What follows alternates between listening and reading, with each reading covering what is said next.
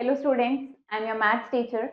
आज हम अपना मैथ्स का चैप्टर नंबर 11 करेंगे, डायरेक्ट एंड इनवर्स प्रपोर्शन। इसमें क्या पढ़ेंगे? हम डायरेक्ट प्रपोर्शन के बारे में पढ़ेंगे, इनवर्स प्रपोर्शन देखेंगे, देन क्वेश्चंस करेंगे और फिर समराइज करेंगे। There are so many situations in our life. हमारी लाइफ में ऐसी काफी सिचुएशंस आती हैं जब हमें कुछ डायरेक्ट और इनडायरेक्ट रिलेशनशिप देखनी होती है between two things.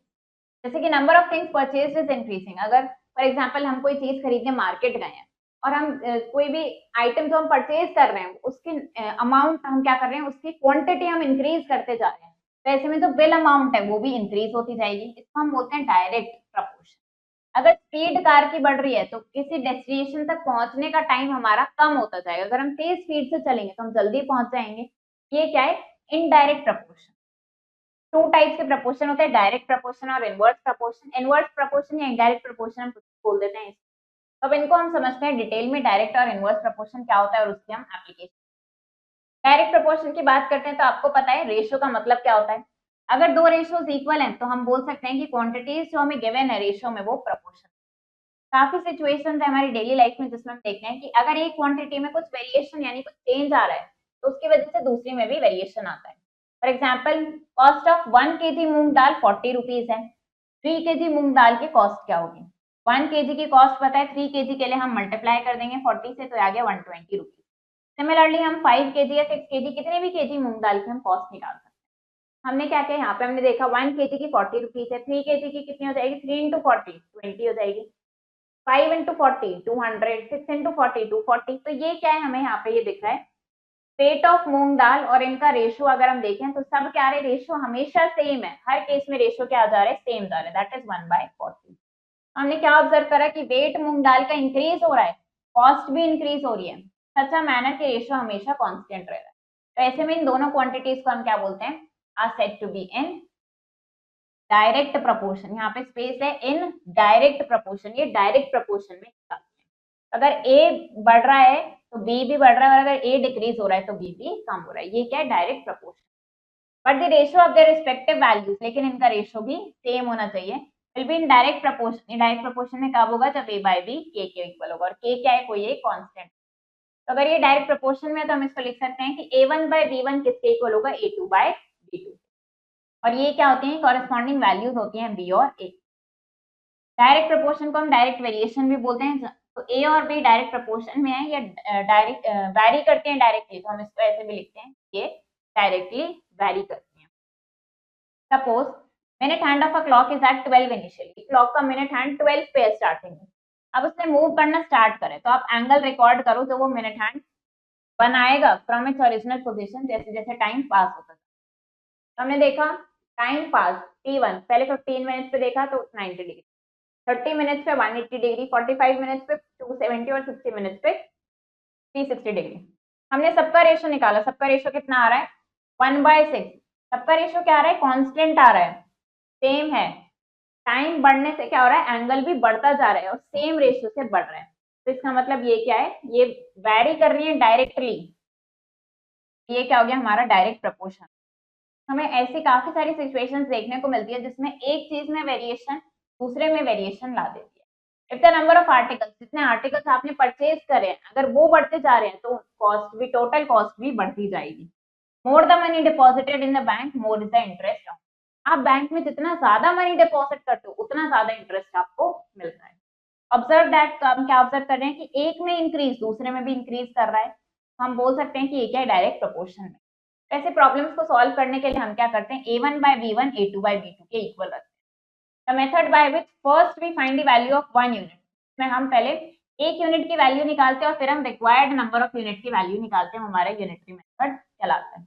For example Rakesh Sharma ने 15 टेक्स्ट बुक्स खरीदी ऑफ ₹300। तो आपको कॉस्ट निकालनी है 10 सच टेक्स्ट बुक। 15 की हमें पता है, 10 की निकालनी है।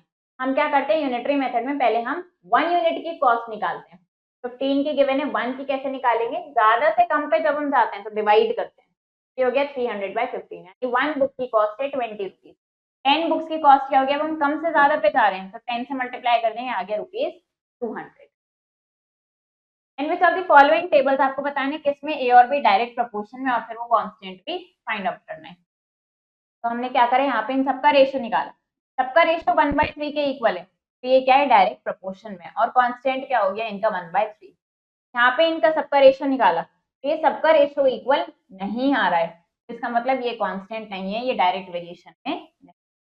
अब हमें गिवन है कि ए और बी डायरेक्ट प्रोपोर्शन में, मिसिंग एंट्रीज फाइंड आउट करनी। तो अगर ये डायरेक्ट प्रोपोर्शन में है, इनकी कॉरेस्पॉन्डिंग वैल्यूज भी सेम होंगी। हमने क्या देखा, ये 3.5 है, यहाँ 5 है, यहाँ 7 और ये मिसिंग, हमने m लेट कर लिया। इसको क्या करा हमने, क्रॉस मल्टीप्लाई करा। 3.5 इंटू एम किसके इक्वल है, 7 इंटू 5 के, तो m आ गया यहाँ से 35/3.5। देन अगेन फ्रॉम फर्स्ट और थर्ड से हमने ऐसे रेशियो देखा, इसको क्रॉस मल्टीप्लाई करा, यहाँ से m आ गया हमारे पास 3.5। देन फर्स्ट और फोर्थ से हमने इस तरीके से रखा, इसको क्रॉस मल्टीप्लाई करा, तो यहाँ से p आ गया हमारे पास 8.7। ये हमारे पास क्या आ गई है, इनकी वैल्यूज आ गई। एक कार ट्रैवल कर रही है distance of 225 kilometre 25 litre petrol में। तो आपको बताना है how many litres of petrol, कितना लीटर पेट्रोल रिक्वायर्ड होगा 540 किलोमीटर के लिए। तो ऐसे डिस्टेंस ट्रैवल, जितना डिस्टेंस वो ट्रैवल कर रही है वो इंक्रीज हो रहा है, तो पेट्रोल भी ज्यादा यूज होगा। तो ये क्या है, डायरेक्ट प्रपोर्शन है। डायरेक्ट प्रपोर्शन में इनका रेशियो क्या होता है, सेम होता है। हमने इनका रेशियो रखा इस तरीके से, यहाँ पे x की वैल्यू निकाली आ गया 6, यानी कि 60 लीटर पेट्रोल रिक्वायर्ड होगा 540 किलोमीटर ट्रैवल करने। अगर x वैरी कर रहा है डायरेक्टली विद दिस और y है 3/5 के इक्वल, जब x 10 के इक्वल है, तो आपको y की वैल्यू निकालनी है जब x 35 के इक्वल। तो ये हमें पता है कि इसके साथ डायरेक्टली वैरी कर रहा है, तो हमने ये देखा कि ये इक्वल रख सकते हैं। x1 10 है, y1 5/3 है, x2 35 है, y2 हमें निकालना है। क्रॉस मल्टीप्लाई करें, इसको सॉल्व करा, y2 आ गया हमारे पास 10, यानी कि जब x 35 है तो y की वैल्यू कितनी होगी हमारे पास 10। अब mass of an aluminium rod, एक एल्यूमिनियम रॉड का मास डायरेक्टली वैरी कर रहा है उसकी लेंथ के साथ। 16 सेंटीमीटर लॉन्ग रॉड का मास कितना गिवन है हमें, 192। आपको लेंथ निकालनी है रॉड की, अगर मास कितना है 105 ग्राम। ये क्या है, ये भी डायरेक्टली वैरी कर रहा है लेंथ के साथ, ये हमें गिवन है ऑलरेडी। तो इसका रेशियो क्या होगा, कांस्टेंट होगा। क्रॉस मल्टीप्लाई करा, x की वैल्यू आ गई 8.75। ये क्या आ गई हमारे पास, रॉड की लेंथ आ गई।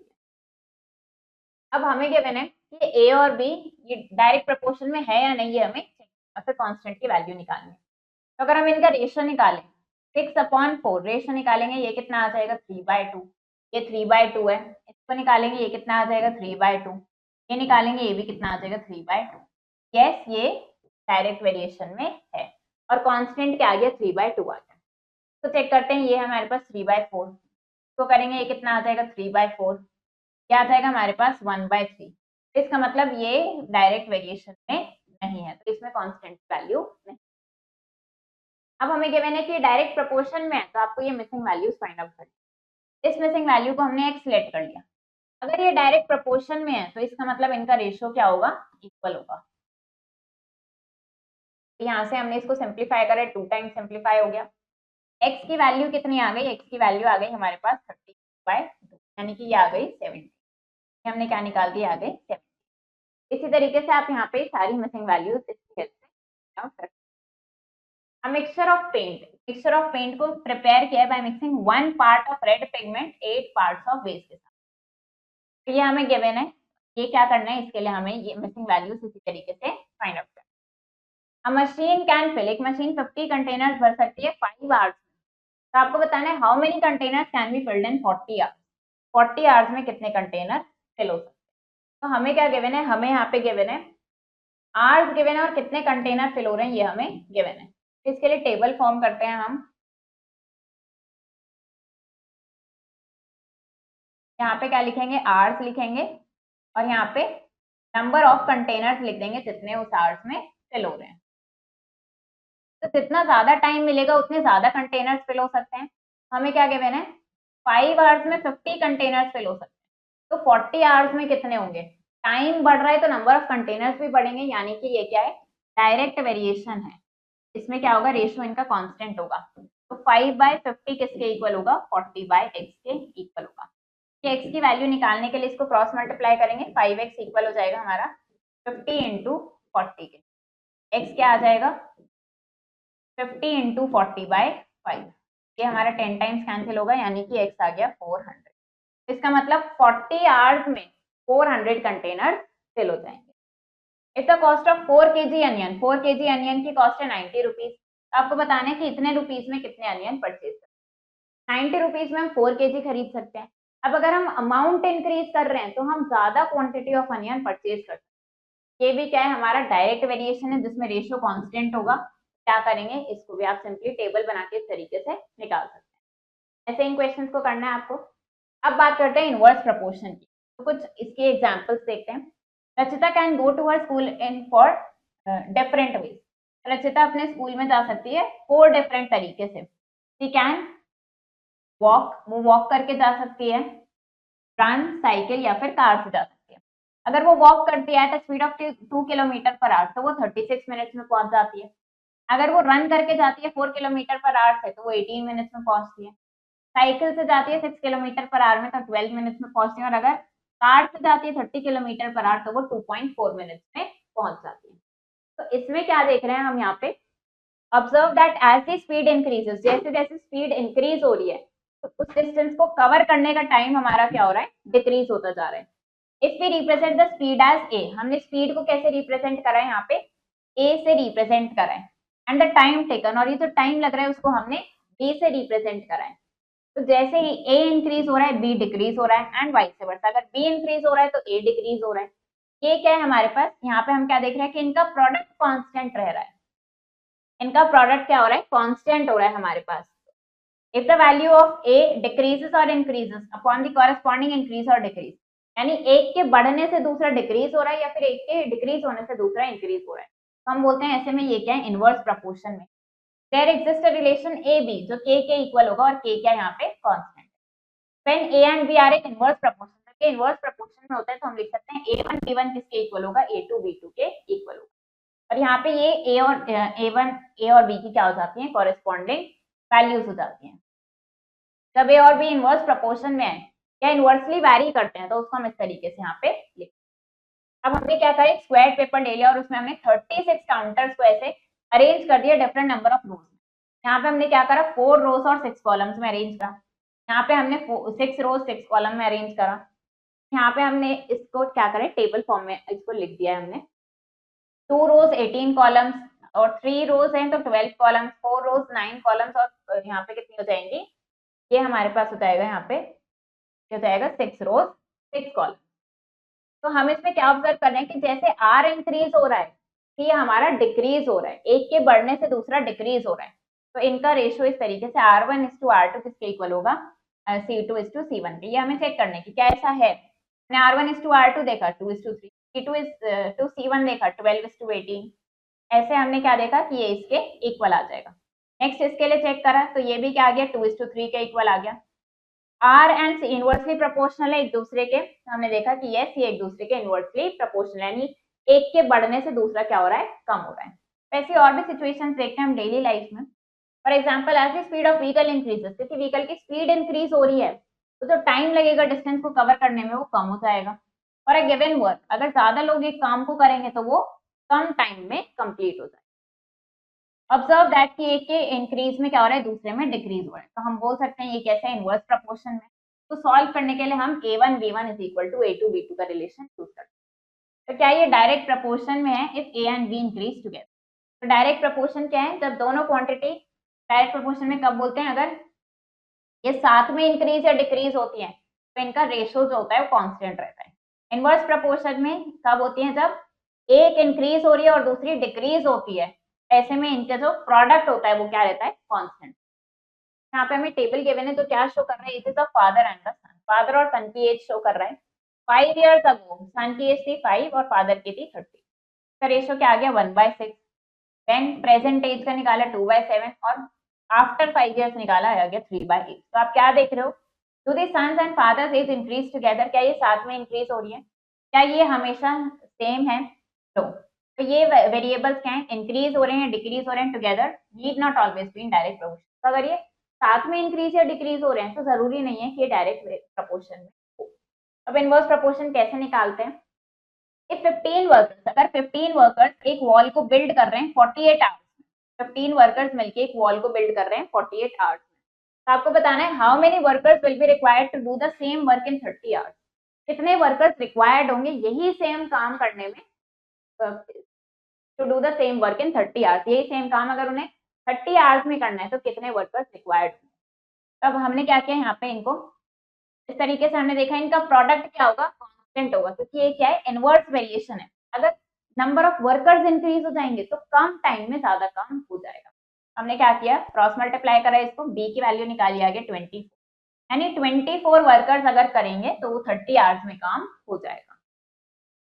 विच ऑफ द फॉलोइंग टेबल, अब आपको बताना है इनमें से कौन सा इनवर्स वेरिएशन में है। तो हमने यहाँ पे क्या करा, इनका हमने प्रोडक्ट करके देखा। 50 इंटू 5 ये क्या आ गया हमारे पास 250, और इसका प्रोडक्ट किया तो ये आ गया 300। ये आपस में इक्वल नहीं आए, तो ये कांस्टेंट नहीं है और इनवर्स प्रोपोर्शन में नहीं है। यहाँ पे प्रोडक्ट निकाला, ये आ गया 600, यहाँ पे निकाला, ये आ गया 600। इस तरीके से सबको निकाला तो ये क्या आ रहा है हमारा 6000 आएगा। ये क्या आ रहा है, ये हमारा कांस्टेंट है और ये इनवर्स प्रोपोर्शन में। अब हमें गिवन है कि ए और बी वैरी कर रहे हैं इनवर्सली, तो आपको इनकी वैल्यूज निकालनी है। अगर ये इनवर्स प्रोपोर्शन में है तो इनका प्रोडक्ट क्या होगा, कांस्टेंट रहेगा। m इंटू 5 किसके इक्वल होगा, ये 9 इंटू n के, और ये इक्वल होगा p इंटू 25 और इक्वल होगा 6 इंटू 10। यहाँ से 6 इंटू 10 के इक्वल रखते जाएंगे, सबको एक एक बार सबकी वैल्यूज निकालेंगे। m आ गई हमारे पास यहाँ पे 12, ऐसे ही n के इक्वल रखा, ये आ गया हमारे पास n की वैल्यू 20/3 और यहाँ से p की आ जाएगी 12/5। 800 soldiers in a fort had enough food for 15 days। 15 days के लिए इनके पास इनफ फूड है, लेकिन कुछ सोल्जर्स को ट्रांसफर कर दिया गया है दूसरे फोर्ट पे। फूड चला है 20 डेज के लिए। कितने सोल्जर्स ट्रांसफर हुए हैं आपको बताना है। कितने सोल्जर्स ट्रांसफर हुए हैं, 800 माइनस एक्स। तो हमने क्या किया यहाँ पे, ये क्या हो जाएगा, इनका प्रोडक्ट कांस्टेंट रहेगा। तो प्रोडक्ट कांस्टेंट रहा है, यहाँ से एक्स की वैल्यू आ गई 600। 600 माइनस करा, यानी कि 200 सोल्जर्स को क्या करा है, ट्रांसफर करा है। फार्मर के पास इनफ फूड है 20 एनिमल्स को फीड करने के लिए 6 days. How long would the food last, अगर 10 और एनिमल्स ऐड कर दिए गए यानी 30 हो गए, अगर कितने टाइम तक ये फूड चलेगा। अगेन इसका प्रोडक्ट क्या होगा, कांस्टेंट होगा, तो ये आ गया 4, यानी कि 4 डेज तक फूड अब चलेगा। अब हमें बताना है कि ये इनवर्स प्रोपोर्शन में है या नहीं, तो हम इनका प्रोडक्ट निकाल के देखेंगे। इसका प्रोडक्ट करा, ये हमने कितना आ गया 250, इसका प्रोडक्ट करा, ये आ गया 300। ये इक्वल नहीं है तो नो, ये इनवर्स वेरिएशन में। अब हमें गिवन है कि ये इनवर्सली वैरी करते हैं, तो हमें क्या करना है, इनकी वैल्यूज यहाँ पे निकालनी है। अगर इनवर्सली वैरी कर रहे हैं तो इनका प्रोडक्ट इक्वल होगा, यानी कि 6 इंटू 18 इसके इक्वल होगा 8 इंटू एम के। तो एम की वैल्यू कैसे निकालेंगे, यहाँ पे 6 इंटू 18/8 से निकाल देंगे। तो सिंप्लीफाई करेंगे, ये कितना हो जाएगा हमारे पास, ये हो जाएगा 4। सिंप्लीफाई करेंगे, ये हमारे पास कितना आ जाएगा 27/2। एम की वैल्यू आ गई हमारे पास 20/। तो इस तरीके से क्या करा हमने, इनका प्रोडक्ट हमने क्या कर दिया, इक्वेट कर दिया, क्योंकि हमें क्या गिवन है कि ये इनवर्सली वैरी कर रहे हैं। जब इनवर्सली वैरी करते हैं तो इनका प्रोडक्ट इक्वल होता है, वैसे आप इनको निकाल सकते हैं। अब फैक्ट्री रिक्वायर्स, एक फैक्ट्री को 42 मशीन्स चाहिए to produce given number of articles in 63 days. वो 42 मशीन्स है अगर उनके पास, तो वो 63 डेज में आर्टिकल प्रोड्यूस करते हैं। कितनी मशीन्स रिक्वायर्ड होंगी, सेम नंबर ऑफ आर्टिकल्स अगर उन्हें 54 डेज में प्रोड्यूस करना। अगर कम दिन में काम को करना है तो हमें ज्यादा मशीन की रिक्वायरमेंट होगी। तो ये क्या है, इनवर्स प्रोपोर्शन है। यहाँ पे हम लिखेंगे मशीन्स और यहाँ पे क्या आ जाएगा, डेज आ जाएगा।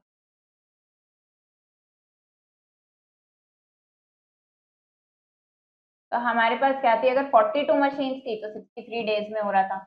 अब हमें क्या करना है, काम को हमें 54 डेज में करना है, तो कितनी मशीन्स रिक्वायर्ड होंगी। ये क्या है, इनवर्स वेरिएशन है, तो इनका प्रोडक्ट कांस्टेंट होगा। 42 इंटू 63 किसके इक्वल होगा, x इंटू 54 के। x की वैल्यू कैसे निकालेंगे, 42 इंटू 63 अपॉन 54। तो ये क्या हो जाएगा हमारा, तो सिंप्लीफाई करते हैं, ये हो गया हमारे पास 18, ये हो जाएगा 21। देन इसको सिंप्लीफाई करेंगे, ये कितना हो गया हमारा 7 इंटू 7 यानी 49। तो हमें अगर काम को 54 डेज में करना है तो हमें 49 मशीन की रिक्वायरमेंट होगी। ज्यादा मशीन होंगी तभी हम कम टाइम में काम को कर पाएंगे। इफ 36 मैन, अगर 36 मैन एक काम को 25 डेज में कर सकते हैं, 15 मैन उस काम को कितने डेज में करेंगे। अगर मैन कम करने हैं तो क्या होगा, वो काम हमारा ज़्यादा दिन में कवर होगा, तो इसके लिए क्या करेंगे, ये भी इसका प्रोडक्ट क्या हो जाएगा, कांस्टेंट हो जाएगा, और ये भी क्या है हमारा इनवर्स वेरिएशन। ऐसे ही टेबल बना के इसको भी सॉल्व करें। इस तरीके से इन क्वेश्चंस को करना है। दूसरा करेक्ट ऑप्शन, अब ये दो क्वांटिटी डायरेक्ट प्रपोर्शन में, तो आपको क्या करना है, यहाँ पे table below shows the values of A and corresponding values of what is the constant of proportionality, यहाँ पे प्रोपोर्शनैलिटी के constant. Meenakshi cycles towards school, average speed इतना और इतना टाइम उसको लगता है स्कूल पहुंचने में। अगर वो 12 मिनट्स में स्कूल पहुंचना चाहती है तो उसको एवरेज स्पीड कितनी होनी चाहिए, ये बताना है आपको। 30 कपकेक्स प्रिपेयर करें इतने ग्राम्स ऑफ फ्लोर से, कितने कपकेक्स प्रिपेयर हो सकते हैं अगर हमारे पास 750 ग्राम्स ऑफ फ्लोर है। ज्यादा फ्लोर है, ज्यादा कपकेक्स हम प्रिपेयर कर सकते हैं, ये क्या है, डायरेक्ट प्रोपोर्शन है। 100% है फूड प्रोविजन फॉर 24 डेज, अगर 20% ने छोड़ दिया है तो प्रोविजन कितने टाइम तक लास्ट करे, लोग कम हो गए हैं तो ज्यादा दिन तक क्या होगा, प्रोविजन चलेगा। ये इनवर्स वेरिएशन है। एक्स और वाई इनवर्सली वैरी कर रहे हैं, एक्स और वाई की वैल्यू गिवन है, आपको ये सेकंड केस में वाई की वैल्यू निकालनी है। 8 मैंगोज की कॉस्ट गिवन है, how many mangoes can be bought for 300 rupees. 96 में 8 मैंगोज आ रहे हैं, अगर ज्यादा अमाउंट है हमारे पास तो ज्यादा मैंगोज आ सकते हैं, ये डायरेक्ट वेरिएशन का केस है। 6 inlets fill a cistern in 120 minutes, 6 inlets हैं तो 120 मिनट्स में एक सिस्टर्न फिल हो रहा है। अगर 5 इनलेट्स होंगे तो कितने मिनट्स में फिल होगा, इनलेट्स कम हो गए तो हमें टाइम ज्यादा लगेगा, ये इनवर्स वेरिएशन है। To draw model of residential society, residential society का मॉडल बनाना है, जया ने यूज करा है स्केल फैक्टर ऑफ 1:300। अगर हाइट हमें गिवन है, बिल्डिंग मॉडल इज 12 सेंटीमीटर, सब these can be actual height of the building, तो इसमें से बिल्डिंग की एक्चुअल हाइट क्या होगी वो बताना है। काव्या और नव्या के पास सेम नंबर ऑफ मार्बल्स हैं, काव्या ने मार्बल्स को अरेंज करा रेक्टेंगुलर आरे में, ये टेबल हमें number of rows and columns बता दी। How many marbles are there in a column, अगर नव्या ने अरेंज करे सारे मार्बल को 4 मोर कॉलम्स में देन काव्या, आपको क्या बताना है, यहाँ पे नंबर ऑफ मार्बल्स बताने हैं जो कॉलम्स में। तरीके से इन क्वेश्चंस को यहाँ पे करना है। समराइज करते हैं इसको। If the number of workers बढ़ते हैं तो टाइम टेकन किसी जॉब को करने में जो काम टाइम लगेगा वो कम हो जाएगा, जितनी ज्यादा स्पीड होगी उतना कम टाइम लगेगा डिस्टेंस कवर करने में। टाइम डिस्टेंस और स्पीड के बीच में क्या रिलेशन होता है, स्पीड डिस्टेंस अपॉन टाइम के इक्वल होती है, टाइम डिस्टेंस अपॉन स्पीड का, और डिस्टेंस स्पीड इनटू टाइम के इक्वल होती है। दो क्वांटिटी वेरी अगर डायरेक्टली कर रही हैं कब करती हैं, अगर वो इंक्रीज या डिक्रीज होती हैं टुगेदर, और इनका रेशियो क्या होता है, कांस्टेंट होता है। दो क्वांटिटी ए और बी इनवर्सली वैरी कब करती हैं, जब एक में इंक्रीज हो रहा है और दूसरे में डिक्रीज हो रहा है, तो इनका प्रोडक्ट क्या होता है, कांस्टेंट होता है। यहाँ पे इनका ए इंटू बी के इक्वल होता है, के क्या यहाँ पे पॉजिटिव कांस्टेंट होता है और ए और बी इनवर्सली वैरी करते हैं। ये चैप्टर हमारा फिनिश हो गया है। आई होप आपको ये चैप्टर समझ आया होगा, आप इसको प्रैक्टिस करो अच्छे से। हम मिलेंगे नेक्स्ट वीडियो में। Thank you and have a nice